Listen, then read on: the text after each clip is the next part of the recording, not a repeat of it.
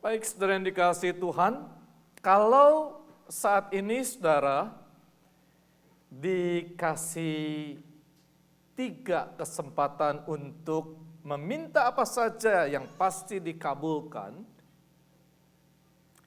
kira-kira saudara akan minta apa?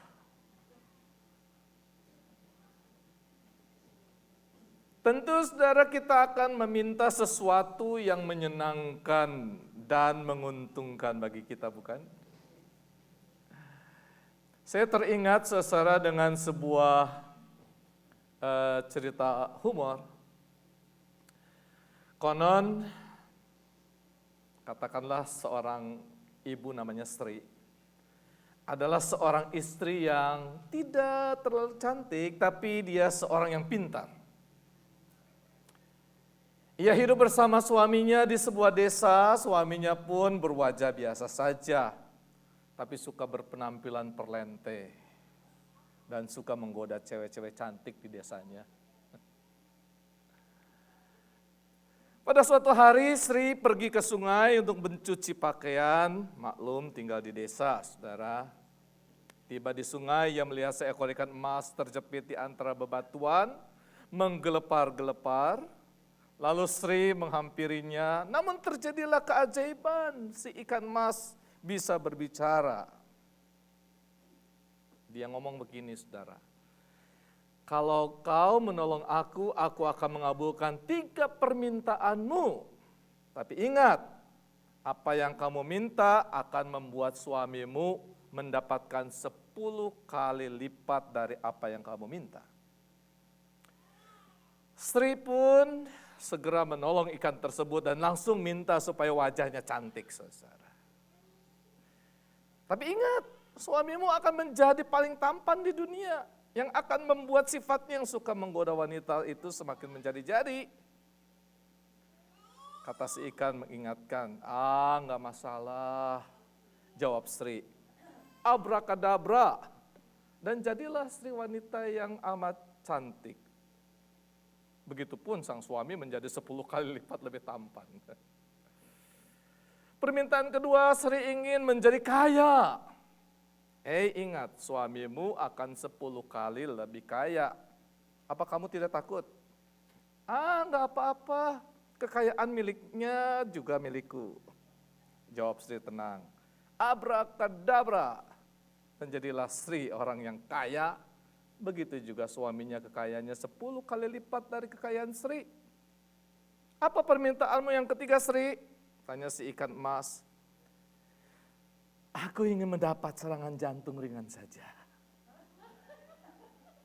Abrakadabra. Jadi Sri kena serangan jantung ringan. Sedangkan suaminya kena serangan jantung 10 kali lebih berat. Dan meninggal. Maka jadilah Sri seorang janda cantik yang kaya raya, pewaris harta yang amat banyak. Saudara, apa sih pesan moralnya dari cerita ini? Hati-hati dengan istri Anda. Jika para suami tidak mau terkena serangan jantung mendadak dan mati, maka laranglah istri Anda mencuci di sungai. Bersyukur tidak ada ibu-ibu di FABC yang suka cuci baju di sungai. Jadi dijamin tidak ketemu ikan emas seperti itu. Ya, ini namanya juga humor, saudara. Setelah dikasih Tuhan, topik khotbah hari ini dikutip dari perkataan Tuhan Yesus di ayat 27. Secara lengkap ayat ini berbunyi, damai sejahtera ku tinggalkan bagimu, damai sejahtera ku kuberikan kepadamu. Dan apa yang kuberikan, ini menjadi fokusnya. Apa yang kuberikan kepadamu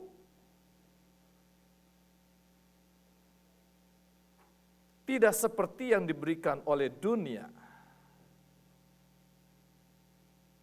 Janganlah gelisah dan gentar hatimu. Setelah inilah janji Tuhan kepada setiap orang yang sungguh-sungguh percaya dan menyerahkan hidupnya kepada Tuhan. Namun demikian mari kita pelajari lebih dalam mengenai konteks di mana Yesus menyatakan janjinya ini, dan saya mencoba membedah ayat demi ayat dan mencari maknanya. Saudara, ayat 15 dikatakan, jikalau kamu mengasihi aku, kamu akan menuruti segala perintahku. Perikop ini diawali dengan kalimat yang mengandung konsekuensi logis. Mengasihi Yesus dengan sepenuh hati selalu akan menghasilkan ketaatan kita kepadanya. Menuruti segala perintah Yesus adalah indikator apakah kita sungguh-sungguh mengasihi Yesus atau tidak. Dan itu bukan syarat untuk mendapatkan kasih Yesus. Karena kasih Yesus sesungguhnya tanpa syarat. Jadi ketaatan kita itu menjadi indikator apakah kita sungguh-sungguh mengasihi Yesus atau tidak. Ketika kita mengasihi Yesus, maka yang terjadi adalah terciptanya suatu relasi antara Yesus atau antara kita dengan Dia. Ketika relasi semakin intim, maka di dalamnya timbul kepercayaan, trust, dan penyerahan diri kepadanya. Dan di saat kita menyerahkan diri kita kepada Yesus, maka itu sama artinya kita berada di pihak Yesus dan bersedia menaati perintah-perintahnya dengan penuh dedikasi dan kesetiaan. Saudara, 2 minggu yang lalu kita telah belajar bahwa perintah Yesus adalah supaya kita hidup saling mengasihi, bukan? Yohanes 13 ayat 34. Nah, saudara, kasih kita kepada Yesus bukan hanya menghasilkan terjadinya relasi yang semakin intim dengan Yesus saja, melainkan juga relasi kita dengan Bapa. Karena itu di ayat 21 Tuhan Yesus mengatakan, barang siapa memegang perintahku dan melakukannya, dialah yang mengasihi aku, dan barang siapa mengasihi aku, ia akan dikasihi oleh Bapa-Ku, dan aku pun akan mengasihi dia dan akan menyatakan diriku kepadanya. Saudara, ini suatu jaminan yang sangat luar biasa dan indah, bukan? Suatu jaminan yang memberikan pengharapan yang kekal. Maka selanjutnya apa yang akan terjadi jikalau kita mengasihi Yesus? Saudara, di ayat 16 dan 17a, aku akan meminta kepada Bapa dan Ia akan memberikan kepadamu seorang penolong yang lain, supaya Ia menyertai kamu selama-lamanya, yaitu Roh kebenaran.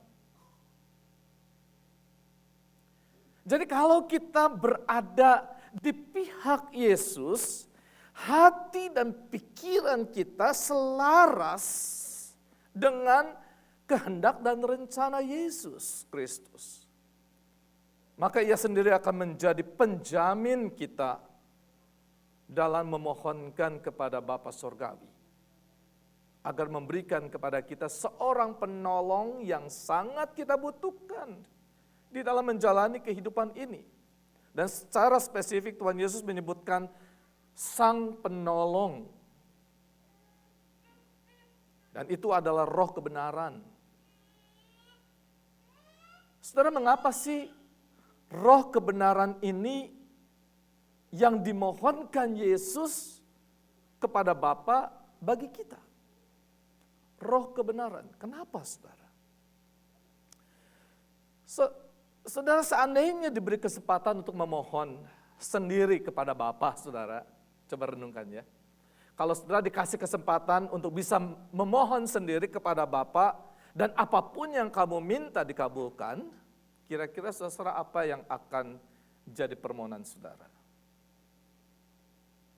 Kebanyakan orang akan meminta sesuatu yang menyenangkan pada saat ini. Entah kekayaan, kesehatan, jabatan, dan lain-lain. Yang sebenarnya saudara bersifat tidak kekal. Namun itulah kecenderungan manusiawi kita. Karena pikiran kita pendek dan sangat egosentristik saudara.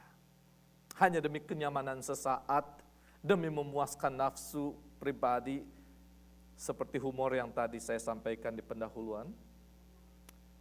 Padahal saudara-saudara, kalau kita pelajari Alkitab, maka kita temukan bahwa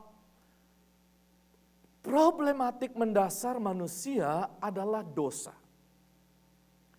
Semua orang telah berbuat dosa dan telah kehilangan kemuliaan Allah. Itu dalam Roma 3 ayat 23 sampai 25. Manusia yang telah jatuh dalam dosa dan hidup di dalam dunia yang dikuasai dosa ini cenderung untuk selalu berbuat dosa atau kejahatan yang kemudian berakhir pada kebinasaan. Roma 3 ayat 9 sampai 20. Jadi saudara, kebutuhan mendasar kita bukan kekayaan, bukan kesehatan, bukan jabatan dan sebagainya tadi, saudara. Kalau di ayat yang kita baca tadi, Tuhan Yesus mengatakan bahwa Ia akan memohonkan kepada Bapa seorang penolong yang lain, another counselor, itu berarti sebelumnya sudah ada, betul enggak?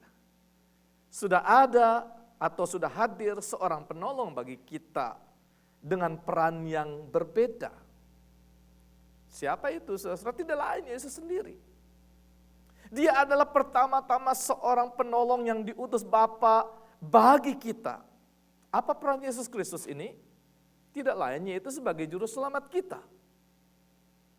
Untuk membebaskan kita dari kuasa dosa. Dan Yesus Kristus itulah yang pertama-tama dibutuhkan oleh setiap orang yang berada di bawah perbudakan dosa. Dan melalui pengorbanannya di atas kayu salib, Yesus menebus dosa kita. Yesus membayar lunas hutang dosa kita. Karena itu saudara dikasihi Tuhan, di dalam Yesus Kristus kita telah mengalami penebusan sehingga dimerdekakan. Saudara, sekalipun kita telah dimerdekakan dari kuasa dosa, tapi sesungguhnya kita masih hidup di tengah dunia yang dikuasai oleh dosa. Ini persoalannya. Karena itu kita membutuhkan seorang penolong lain, yaitu Roh kebenaran. Yesus menyebut Roh Kudus sebagai penolong. Kata ini saudara-saudara adalah terjemahan dari kata Yunani parakletos. Paraklete yang secara harfiah itu berarti seorang yang dipanggil untuk mendampingi agar menolong. Dan kata ini saudara-saudara kaya artinya, karena parakletos itu bisa berarti penasihat, advocate, bisa berarti penguat, ya, atau juga bisa berarti penolong, pembela juga, bisa jadi berarti juru selamat, bisa berarti sekutu atau sahabat. Ya, itu parakletos itu kaya isinya, saudara. Nah, saudara yang dikasihi Tuhan, Roh Kudus atau Roh kebenaran inilah yang akan menolong kita agar selama kita hidup di dunia ini kita akan tetap hidup sebagai orang yang merdeka. Yesus sudah memberikan kemerdekaan bagi kita, tapi kemerdekaan itu harus dijaga. Dan Yesus memberikan penolong yang lain untuk supaya kita bisa tetap hidup sebagai orang merdeka. Tuhan Yesus mengajarkan dalam Yohanes 8 ayat 31-32. Yohanes 8, 31-32. Jikalau kamu tetap di dalam firman-Ku, kamu benar-benar adalah murid-Ku dan kamu akan mengetahui kebenaran. Dan kebenaran itu akan memerdekakan kamu. You will know the truth and the truth will set you free. Jadi sudah dikasih Tuhan, kemerdekaan yang telah kita terima melalui pengorbanan Yesus Kristus harus dipelihara. Dan Paulus katakan kepada jemaat di Galatia 5 ayat 1, saudara, supaya kita sungguh-sungguh merdeka, Kristus telah memerdekakan kita. Karena itu berdirilah teguh. Dan jangan mau lagi dikenakan kuk perhambaan. Jadi untuk memelihara hidup sebagai orang merdeka, maka pertama-tama kita harus tetap berdiri teguh. Maksudnya apa, saudara? Maksudnya adalah jangan ada kemauan dari diri kita untuk tunduk kembali di bawah kuasa dosa. Tapi berdiri teguh, berarti tetap hidup sebagai pemenang. Bukan seorang tawanan yang berada di bawah penaklukan kuasa dosa. Dan yang kedua, saudara, jangan mau lagi dikenakan kuk perhambaan. Ini berbicara tentang godaan atau pencobaan yang didorong oleh nafsu kedagingan. Yakobus 1 ayat 14-15, saudara mengingatkan kepada kita, tetapi tiap-tiap orang dicobai oleh keinginannya sendiri. Karena ia diseret dan dipikat olehnya. Dan apabila keinginan itu telah dibuahi, ia melahirkan dosa. Dan apabila dosa itu sudah matang, ia melahirkan maut. Itulah sebabnya, saudara, belum ini. Itulah sebabnya, saudara yang dikasihi Tuhan, bahwa apa yang Yesus berikan kepada kita tidak sama dengan yang dunia berikan. Dunia hanya memberikan kenikmatan sementara yang bersifat menjebak. Sehingga orang-orang tidak menyadari bahwa ia sedang digiring untuk masuk ke dalam maut, saudara. Sudah dikasih Tuhan, disadari atau tidak, kehidupan kita ini dan anak-anak kita pada masa kini sedang dibombardir dengan berbagai hal-hal yang bisa menyesatkan. Iblis sangat giat melakukan berbagai penyesatan di berbagai bidang dengan menggunakan berbagai cara. Karena itu, saudara, kita perlu semakin waspada dan peka terhadap serangan iblis ini. Kita harus semakin serius menjalani kehidupan rohani kita, saudara. Dan jangan main-main lagi seperti seorang yang kekanak-kanakan, yang maunya hidup dilayani dan dimanjakan. Saudara, kita harus semakin bertumbuh menjadi dewasa di dalam iman. Supaya apa, saudara? Supaya tidak mudah diombang-ambingkan oleh rupa-rupa angin pengajaran. Saudara, saya teringat dengan cerita tentang Pinocchio ini, saudara. Tentu kita semua sudah familiar dengan cerita yang berisikan nilai-nilai Kristiani yang dikemas menggunakan cerita untuk anak-anak. Boneka kayu yang hidup karena permintaan Geppetto, si tukang kayu, dikabulkan. Namun Pinocchio harus menjalani ujian lebih dulu supaya betul-betul menjadi manusia. Untuk menjalani proses ini, ia ditemani oleh Pepe Grillo. Siapa Pepe Grillo, saudara? Si jangkrik yang bertugas untuk menuntun dia agar menjadi seorang anak yang baik. Nah, saudara, Pinocchio banyak mengalami godaan karena keingintahuannya. Membuatnya seringkali terjebak oleh Gideon dan Juan, si rubah dan kucing jahat. Dan godaan yang paling menggiurkan bagi Pinocchio datang dari Stromboli yang mengiming-imingi dia dengan segala permainan yang menyenangkan. Sampai ia tidak menyadari sedikit demi sedikit diubah menjadi keledai. Cerita selanjutnya tentu saudara sudah tahu. Tapi saudara, plot pada cerita anak-anak ini mencerminkan plot kehidupan kita pada umumnya, bukan? Di dalam Kristus, kita diberikan kehidupan yang baru. Selama hidup di dunia ini, kita seperti Pinocchio yang sedang berada dalam dunia yang penuh pencobaan. Kalau kepada Pinocchio diberikan Pepe Grillo, si jangkrik yang berperan sebagai penolong yang mengarahkan dia menjadi boneka yang hidup, yang baik, Maka kepada kita sekalian Tuhan Yesus telah memberikan penolong lain, yaitu Roh Kudus, Roh kebenaran. Apa sih saudara yang akan dilakukan Roh Kudus di saat mendampingi hidup kita selama di dunia ini? Di ayat 26 Tuhan Yesus menjelaskan, tetapi penghibur, yaitu Roh Kudus, yang akan diutus oleh Bapa dalam namaku, dialah yang akan mengajarkan segala sesuatu kepadamu dan akan mengingatkan kamu akan semua yang telah kukatakan kepadamu. Inilah yang diberikan Tuhan Yesus kepada setiap orang percaya, Roh Kudus, yang tidak bisa diberikan oleh dunia ini. Setelah dikasih Tuhan, mari kita lihat sedikit demi sedikit peran Roh Kudus ini. Yang pertama, saudara, Roh Kudus akan menuntun kita pada kebenaran.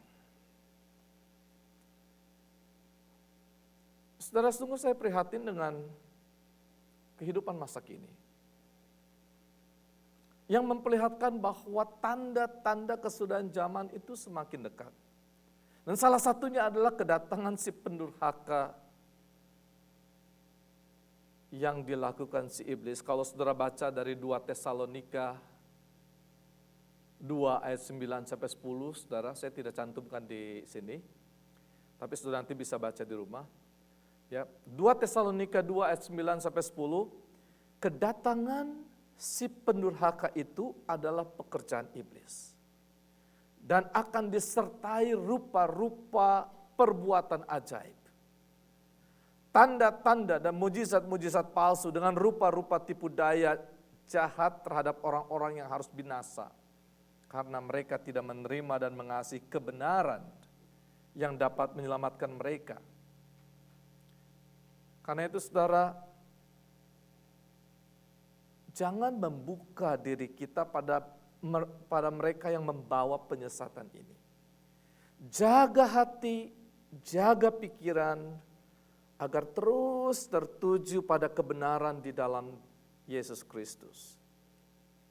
Terutama saudara, bimbing anak-anak kita, ajari anak-anak kita untuk mengenal kebenaran ini. Mohon Roh Kudus agar kita memiliki kepekaan untuk mengenal kebenaran itu. Dan Roh Kudus menuntun kita, saudara, pada kebenaran melalui suaranya yang berbicara di dalam hati nurani kita. Ketika kita melakukan kesalahan, Roh Kudus akan mengingatkan, hei, kamu salah. Cepat mengaku salah dan bertobat. Ibrani 3 ayat 7-8, saudara, mengatakan, sebab itu seperti yang dikatakan Roh Kudus, pada hari ini jika kamu mendengar suaranya, janganlah keraskan hatimu seperti dalam kegeraman pada waktu pencobaan di padang gurun.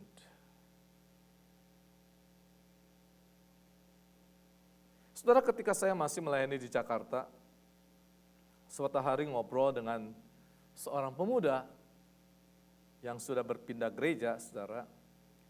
Alasannya karena di gereja Bapak tidak ada Roh Kudus. Di gerejanya yang baru, saudara, ia merasakan Roh Kudus bekerja. Setelah khotbah akan ada altar call. Bagi mereka yang ingin mengalami urapan Roh Kudus. Lalu saya tanya, bagaimana kamu yakin bahwa orang itu diurapi Roh Kudus? Lalu ia menjawab begini, kalau yang baru pertama terima urapan Roh Kudus, ia akan jatuh dan kejang-kejang, saudara. Kalau yang sudah terima Roh Kudus, dia akan berbahasa roh. Lalu saya tanya lebih lanjut kepadanya, bagaimana kamu yakin bahwa yang jatuh dan kejang-kejang itu karena menerima Roh Kudus dan bukan roh yang lain? Karena orang yang kesurupan pun gejalanya sama. Bagaimana kamu yakin ketika orang berkata-kata dengan kata-kata yang kamu sendiri tidak mengerti, bahwa itu adalah bahasa roh yang memuliakan Tuhan dan bukan menghujat Tuhan. Sementara tidak ada orang yang menerjemahkannya. Orang itu menjawab, ya pokoknya kita yakin aja, itu kan terjadinya di dalam gereja. Lalu saya menjawab saudara bahwa saya yakin di gereja kami pun Roh Kudus bekerja. Cara kerja Roh Kudus yang kami yakini bukan mengambil alih kesadaran kita sehingga kita menjadi kejang-kejang, melainkan membuat kita menjadi semakin sadar akan dosa kita. Sehingga kita bertobat dan menguatkan kita untuk hidup baru dan jalan di dalam kebenaran. Roh Kudus itu memberikan kita hikmat untuk bisa mengerti isi hati Tuhan yang dinyatakan di dalam firman-Nya. Sehingga kita dapat membedakan mana kehendak Tuhan dan mana yang mendatangkan dosa. Sehingga kita dituntun untuk hidup berkenan dan menyenangkan Tuhan. Itu yang saya jawab kepada dia, saudara. Yang kedua, Roh Kudus akan menghibur kita dalam menghadapi berbagai kesulitan dan penderitaan saat berada di dalam dunia. Sebenarnya saudara, baik kata yang diterjemahkan penolong maupun yang diterjemahkan penghibur berasal dari kata Yunani yang sama, parakletos tadi ya. Namun terjemahan kita menggunakan kata yang berbeda sehingga dapat dipahami perbedaan perannya, saudara. Walaupun orang yang memberikan pertolongan tentu akan membawa kesukaan, sehingga orang yang ditolong merasa dihiburkan. Namun penghibur di sini saudara lebih spesifik berbicara tentang peran Roh Kudus dalam menolong dan menguatkan mereka yang sedang berduka cita. Bahkan ketika kita tidak sanggup lagi berkata-kata, saudara, Roh Kudus menjadi juru syafaat bagi kita tadi sebagai mediator, ya, menjadi juru syafaat. Parakletos itu mediator. Nah, mari kita lihat apa yang dikatakan Paulus dalam Roma 8 ayat 26-27, saudara.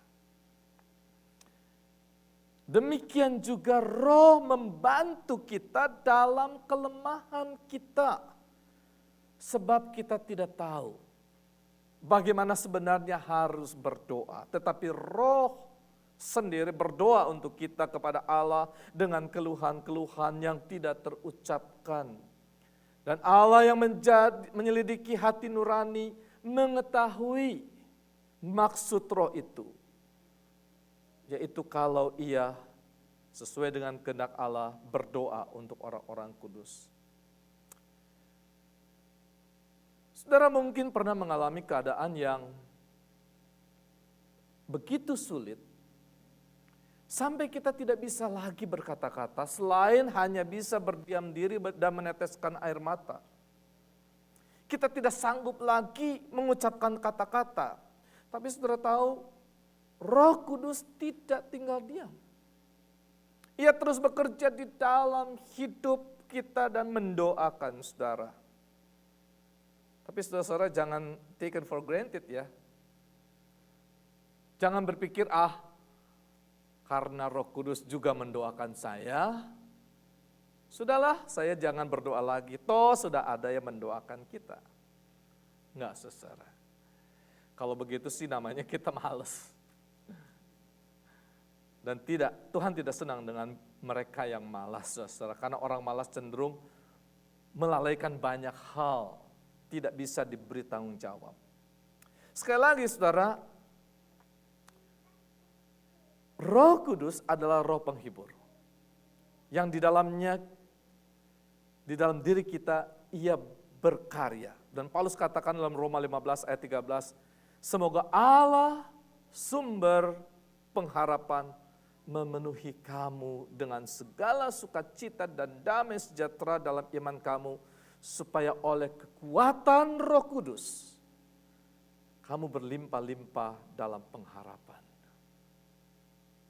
Ya, dikatakan di sana, you may overflow with hope by the power of the Holy Spirit.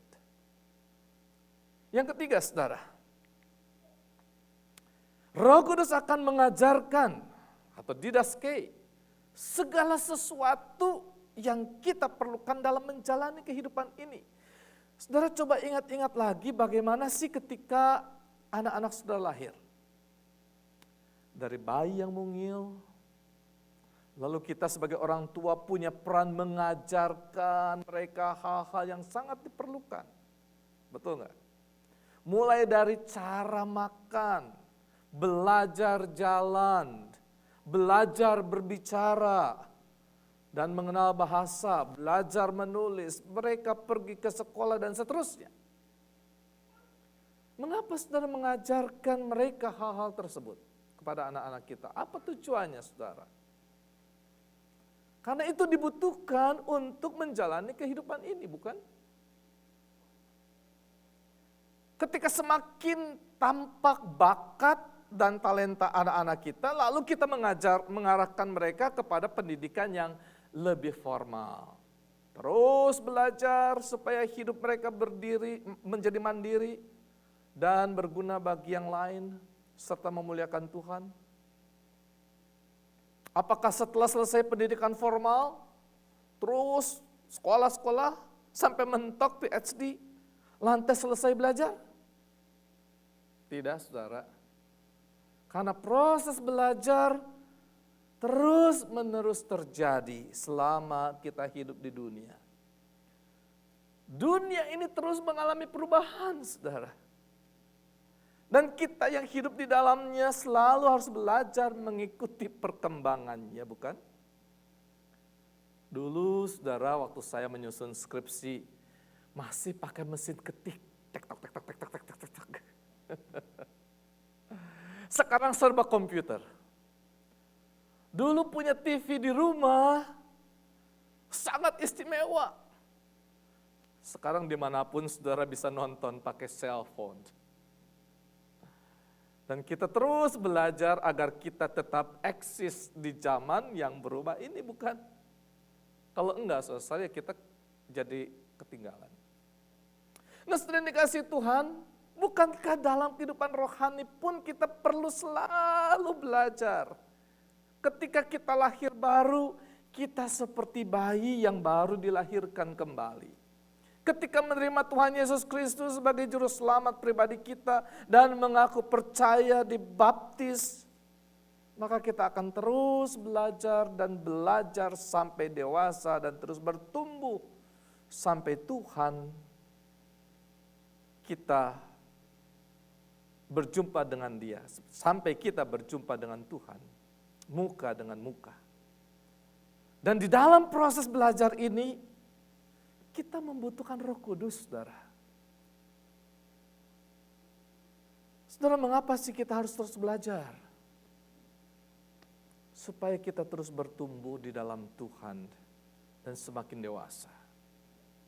Goalnya tidak lain adalah menjadi manusia yang baru yang diciptakan di dalam Dia, yang terus-menerus diperbaharui, yang dilakukan sepanjang hidup kita. Kolose 3 ayat 9 sampai 10, saudara, dikatakan di sana, jangan lagi kamu saling mendustai karena kamu telah menanggalkan manusia lama serta kelakuannya dan telah mengenakan manusia baru yang terus-menerus diperbaharui untuk memperoleh pengetahuan yang benar menurut gambar haliknya.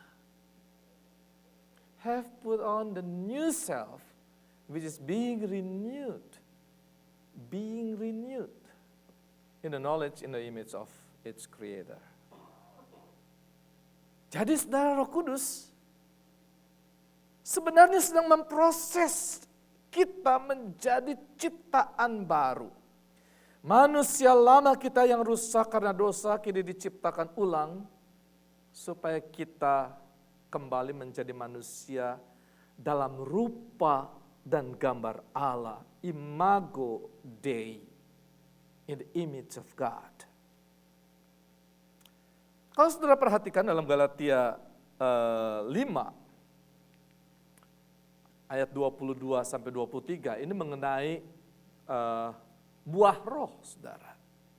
Kasih, sukacita, damai sejahtera, kesabaran, kemurahan, kebaikan, kesetiaan, kelemah lembutan, dan penguasaan diri. Ini adalah 9 karakter yang sedang diajarkan oleh Roh Kudus di dalam diri kita. Semua itulah karakter yang kita perlukan untuk menjadi manusia baru di dalam Kristus Yesus. Yang keempat, saudara, Roh Kudus akan mengingatkan, ya, hupominesko. Mengingatkan kita akan apa yang telah Yesus katakan atau firmankan kepada kita. Saudara, kalau kita suka lupa, itu wajar, saudara, manusiawi. Karena itu perlu diulang supaya melekat lebih lama dalam ingatan kita.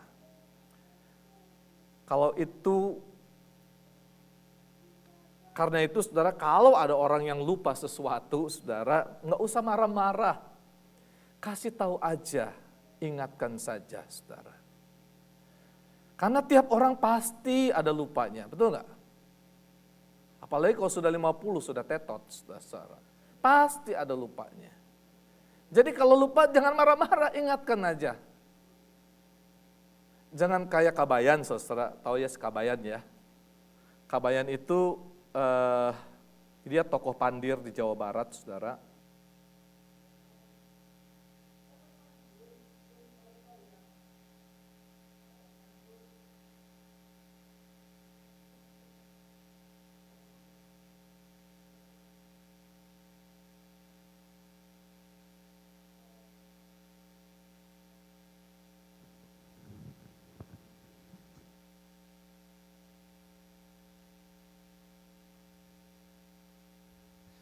Sorry, baterainya habis mungkin. Ya, si Kabayan, saudara, dia tokoh pandir di Jawa Barat. Dia bilang, obat manjur untuk mereka yang suka lupa, ya jangan belajar. Kalau tidak belajar, kan berarti tidak ada yang perlu diingat. Kalau nggak ada yang perlu diingat, ya pasti nggak ada yang lupa. Itu kata si Kabayan, saudara. Semakin banyak orang belajar dan mengisi otaknya dengan berbagai pengetahuan, semakin banyak juga lupa apa yang pernah dipelajari. Jadi kata si Kabayan, mendingan jangan belajar, jadi nggak ada yang lupa. Yaitu saudara si Kabayan.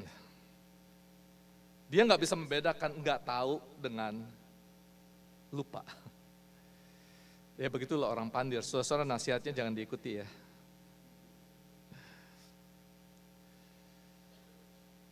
Apalagi saudara yang berkenaan dengan firman Tuhan. Kita harus terus-menerus membaca dan mengisi hidup kita dengan firman-Nya. Karena firman-Nya adalah pelita bagi kaki kita dan terang bagi jalan kita. Dan Roh Kudus yang dikaruniakan kepada kita akan mengingatkan kita akan apa yang telah Tuhan Yesus ajarkan kepada kita. Akan apa yang kita baca di dalam Alkitab. Dan Tuhan Yesus mengatakan dalam Lukas 12 ayat 11 sampai 12, apabila orang menghadapkan kamu kepada majelis-majelis atau kepada pemerintah-pemerintah dan penguasa-penguasa, janganlah kamu khawatir bagaimana dan apa yang harus kamu katakan untuk membela dirimu. Sebab pada saat itu juga Roh Kudus akan mengajar kamu apa yang harus kamu katakan. Jadi saudara yang dikasihi Tuhan, secara singkat dapat saya simpulkan bahwa apa yang diberikan Yesus memang tidak sama dengan apa yang diberikan dunia.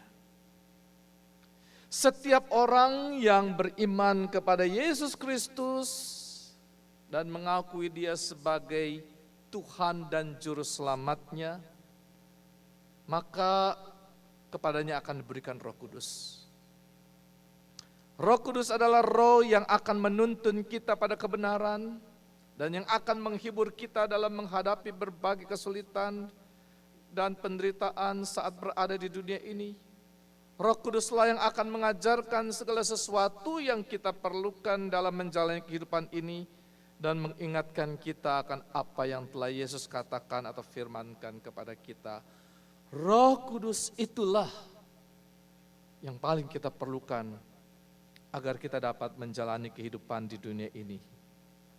Karena itu saudara yang dikasihi Tuhan, kalau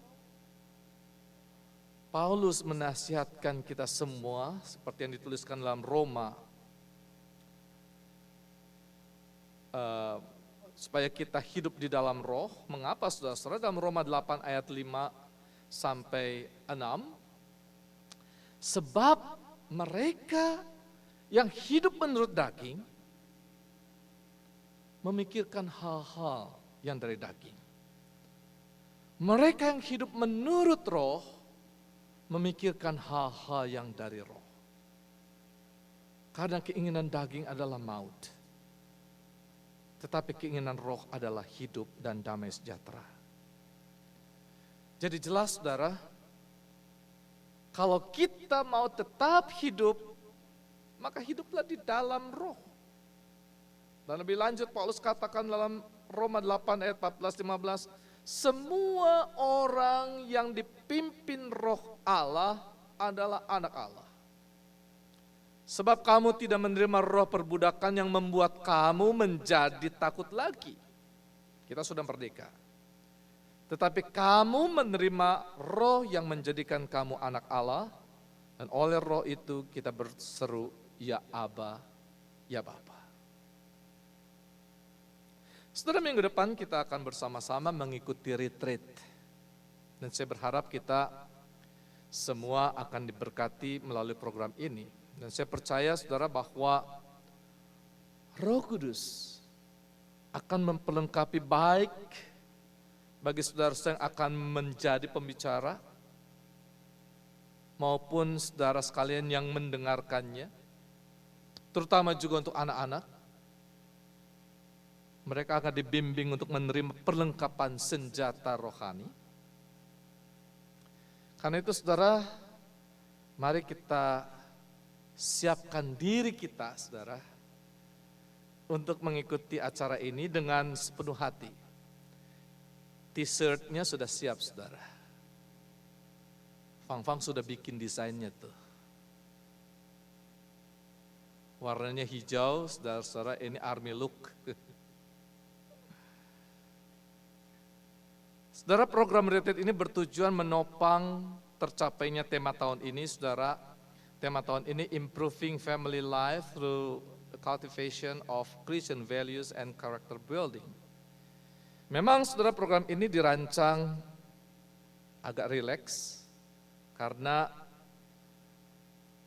itu banyak-banyak family time dan di dalamnya ada sharing dan diskusi juga games. Namun semuanya memiliki makna yang